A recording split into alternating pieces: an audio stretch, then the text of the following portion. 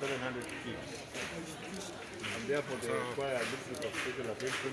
The second point is that it is within the slums.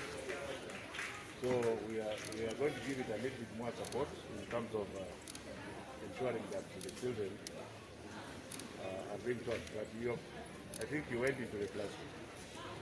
Apart from overcrowding, everything else is normal. Every child is properly masked.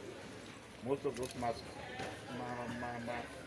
they are wearing were provided by the government of the Republic of Kenya, together with the government. In terms of ensuring that we don't have a crisis here, even though we had already delivered the economic stimulus package basis, I have decided, because I think the president gave me those powers, to vary one of the things, that we shall give another 140 desks to this school.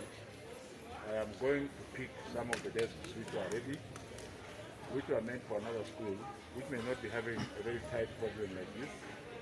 70 of them will be here today, and during the course of the week, the balance of 70 will be fabricated and brought. Then we shall fabricate and take to the other person that I was talking to. Otherwise, you have seen with your eyes that if we work together, the spirit, when you look at the spirit of the body and spirit of the teacher, the body and spirit of the children, do they require encouragement or discouragement? Let us encourage. That's all I can say for now.